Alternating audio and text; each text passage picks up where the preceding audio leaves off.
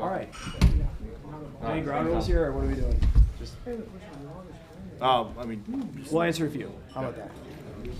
So, Kevin, I mean, this stuff about you working for the Minnesota Democrats in 2002. Let me cut you off. Okay. I was registered as a Democrat in 2004. We've all gone through this exercise ad nauseum.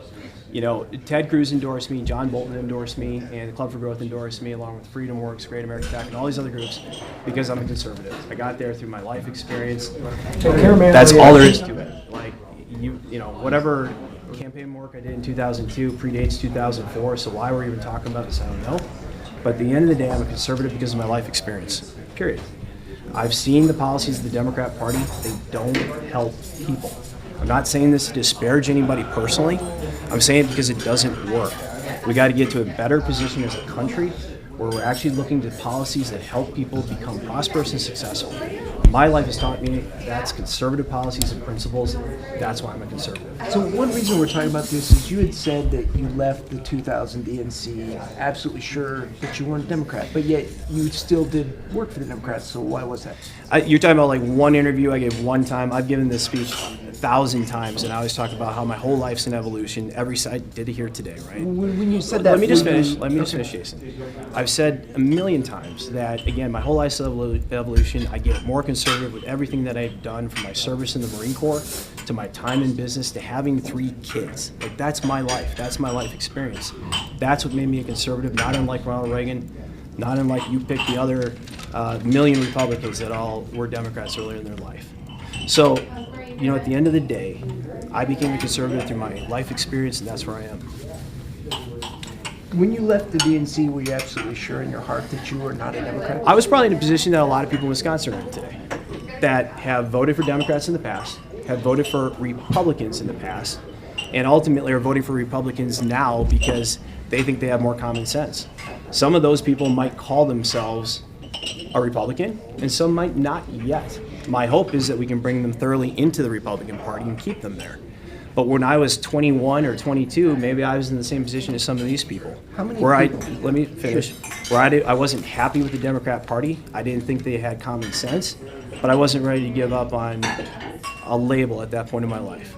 But I got there in a relatively short amount of time, because we're talking about things that happened about nearly 20 years ago. Are you saying that some of the people that are doing work for the DPW right now are actually Republicans? I don't think that's what I said. That was an extrapolation I wasn't ready for, so please continue. I'm just saying, I mean, if someone's being paid by the Democrats to work in this campaign, I'm wouldn't saying, they still you know be what, a you bring up a good point, Democrat? Jason. I bet there's a ton of Democrat staffers that are frustrated with the Democrat Party, and the fact that every time they got to knock on the door for somebody and pitch the same old song and dance routine of policies that don't work, they're staring back at somebody who knows better. I bet that is really frustrating. It was for me when I was in my early 20s, because I was looking at it saying this doesn't make a whole lot of sense. So yeah, I do think that's probably the case. I think it's more to the point, it's definitely the case among a ton of voters throughout our state, in all geographic regions of our state, who are sitting here looking at the Democrat Party and their policies and saying this makes no darn sense. A lot of them voted for Donald Trump. A ton of them voted for Ron Johnson. Maybe not every one of them would say today, I am a, quote, Republican, but they're voting for Republicans. And that's about where I was in my early 20s as I figured it out. And I figured it out more so every single year. That I've been pretty clear about every time I've gotten in front of a Republican caucus or a civic group or whatever. This was an evolution, and every step brought me closer to common sense. Here I am today, a conservative Republican, for good reason. I believe the policies of the Republican Party, which says not just smaller government's good, but smaller government's good because it pushes power and opportunity back to people, is a good thing. Now, I've been there for a long time. As you all know, I've been donating to Republicans for a long time, since 2008, voting for them, helping them, joining the party. And I got there because of what I saw early in my life and what I went through throughout my life. Business, Marine Corps, the whole 9 yards. I'm sorry. I know. Well, I appreciate the Democrats and other Republicans who do oppo dumps and all that other kind of stuff because they want to find something to fight about. Sure, whatever. I'll answer these questions. At some point, folks, we got to get beyond it. Like, many people have made a similar transition in their life. I've answered this question plenty of times. We're talking about things that happened 18 years ago, prior to my last registration as a Democrat. I'm a Republican. I'm a Republican because I believe it's the most conservative party in America, and I believe conservative policies serve the people of our state and our country best. Yes. When you talked earlier about abortion standards being too low in the U.S., but not wanting to give a blanket in terms of exceptions or policies that you're looking at, can you name standards that you think are too low, things that you would like to change? Well, so bottom line is I want us to become a pro-life nation, right? And what I want to do is take on a case-by-case basis legislation and not issue a blanket statement that says X, Y, Z are the only three things. I want legislation that saves the unborn and does it in a way that's enforceable.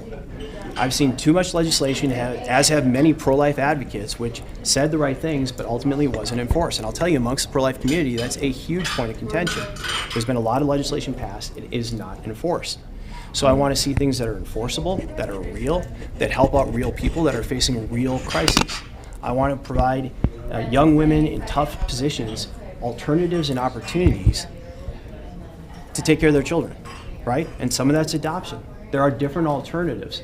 But we have to be out there and leading the way to give those people alternatives and to try and stop abortion. That is the way forward.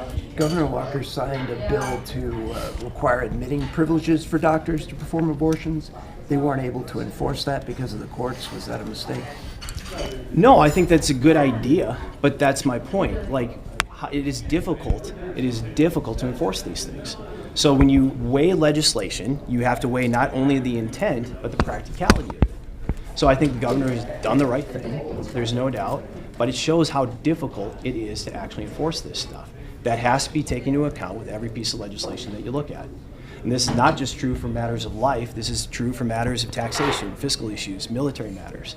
It's one thing to say it. We got way too many politicians that are willing to say X, Y, and Z, even if it doesn't make any sense at all, and then get a soundbite out of it, but nothing ever comes of it. That needs to stop.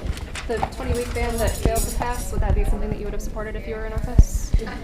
The 20-week ban that failed to pass. Just this week, I think it was today or yesterday. Yeah. That's a good step in the right direction. We need to go further than that, and we need to do more to protect innocent life. So, what else we got?